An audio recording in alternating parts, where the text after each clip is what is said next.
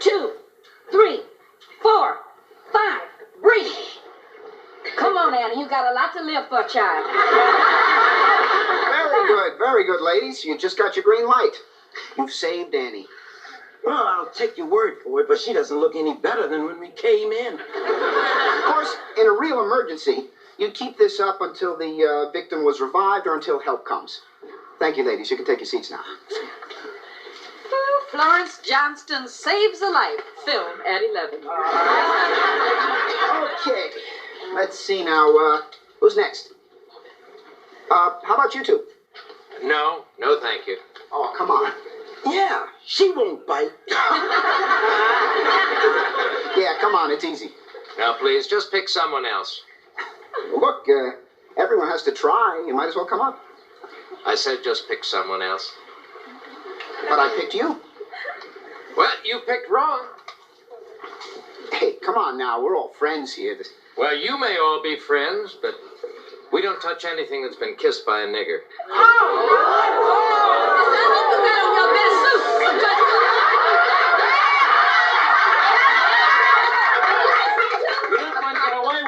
You're going to lose that finger. Don't bother. He's got less brains than Annie. Okay, you two. I think you should apologize to these ladies and then leave. Apologize? Oh, man, you got a lot to learn. Klansmen don't apologize to their kind. Klansmen? Take it easy, man. Okay, you two. Beat it. Now. I'm going to pray for you, brother. I'm going to pray for every decent white man and woman here because you're all being brainwashed. But the day will come, and believe me, it will come soon. You'll thank your maker for the Ku Klux Klan. Come on, son. Yeah, could use the fresh air. Florence. Class, listen, I think we should try to forget what just happened. Let's get back to learning how to help our fellow men.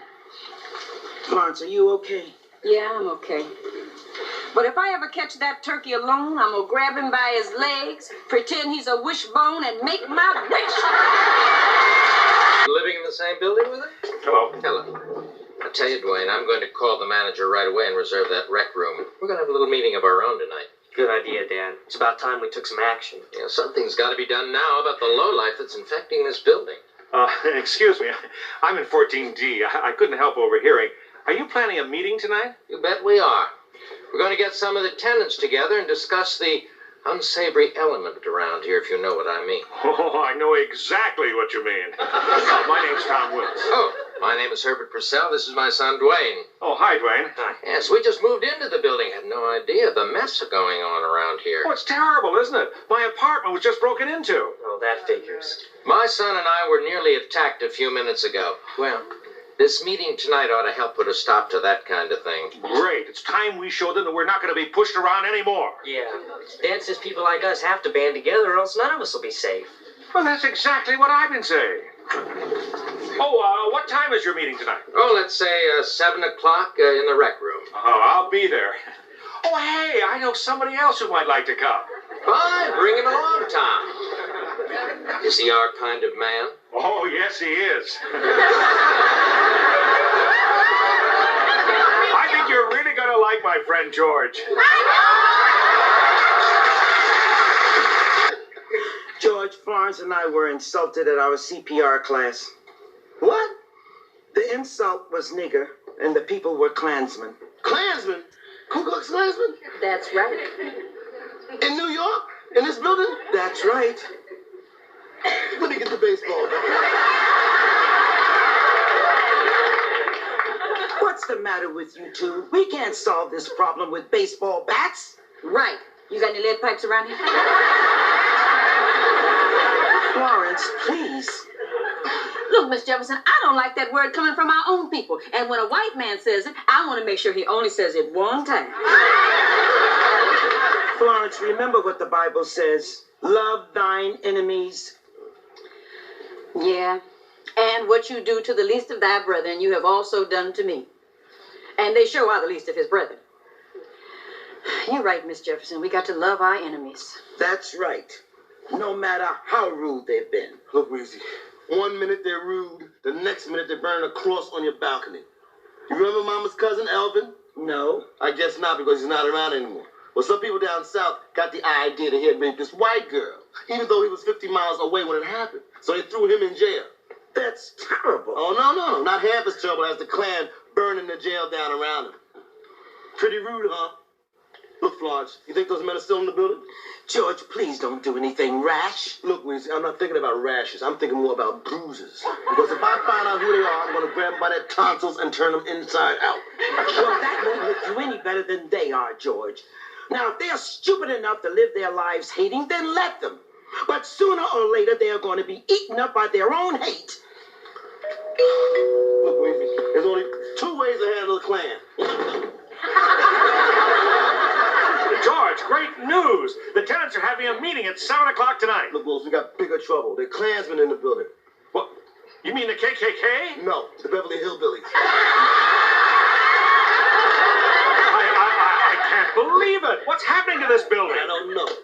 George, if you want to do something constructive about the Klan, go down to that tenants meeting tonight. Let them know what's going on. Yes, that way we can take care of the burglaries and the Klan in one meeting. Yeah, and you know, we better tell the other tenants. I mean, what if they get mixed up with them by mistake? Oh, I can't imagine anyone in this building stupid enough to do that. Good. They're trying to take away what is rightfully ours. And I, for one, am sick and tired of it. So am I. I'm sorry to say that these unsavory elements have now gotten into our building. They have invaded our homes. And it's time we stood up and said, no more. No more. Now, I belong to an organization that is dedicated to protecting our rights. However, through the years, this organization has been misunderstood and misrepresented by the various media. So before you jump to any preconceived conclusions, please hear me out. Now, Hey, sorry I'm late. Now we get down to business.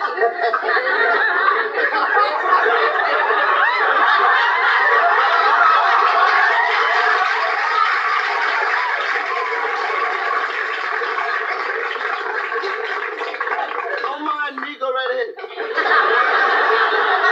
what are you doing here? I'm on your side. I'm behind you 100%. I find that hard to believe. We're trying to get the scum out of this building. Right on, bro. I can't believe this. Oh, I told you this little guy is dynamite. You tell him, George. No. You listen to these guys because they are talking my language. You've got to get people like that out of here. Damn right we got to get people like that out of here. And the only way we're going to do it is by joining together. You're not joining anything. This happens to be a KKK meeting. Bet it is. And everybody in here is proud to be part of the K what? The scum we're trying to get out of this building is you, boy. Boy.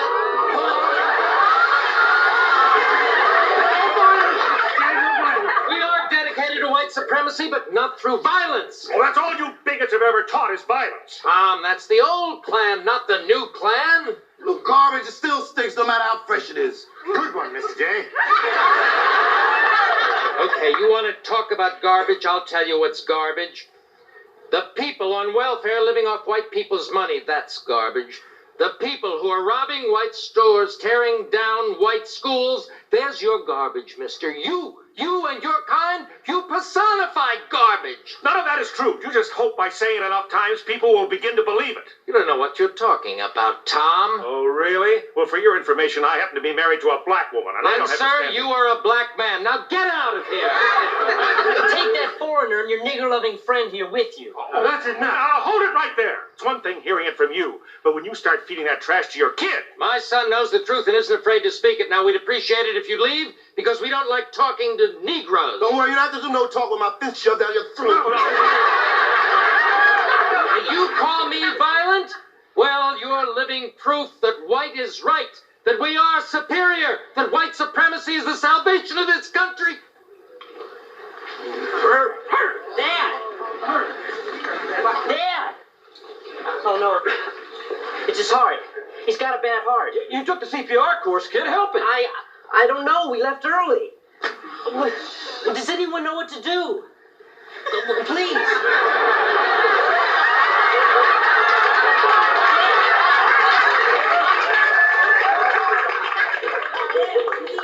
Get out the way. Get out. Come on, wake up. Wake up. Billy, go find help, quick. Right.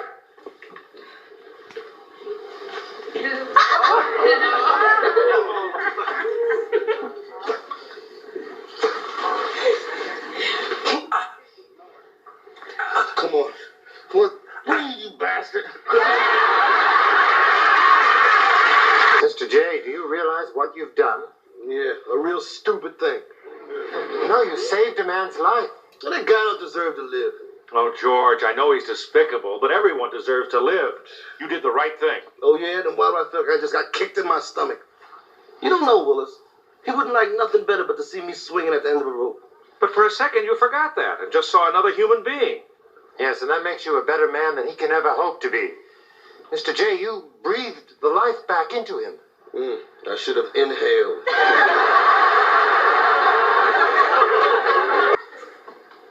Mr. Jefferson. What do you want?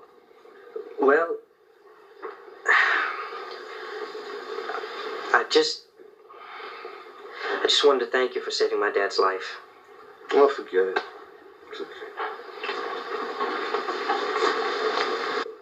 I'm tired, son. Real tired. Well, we'll get you to the hospital. You can rest there. Yeah, we can ride down with you. No, you two stay here and continue the meeting. It's important to the cause.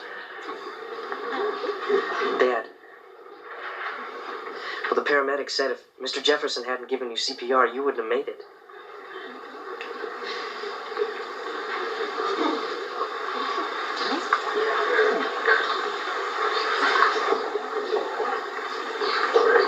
He saved my life? Yeah.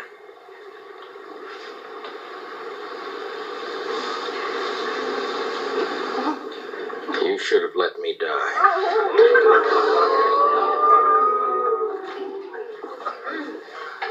See that? They never change. You saved their life and they still don't change. Come on, let's get out of here.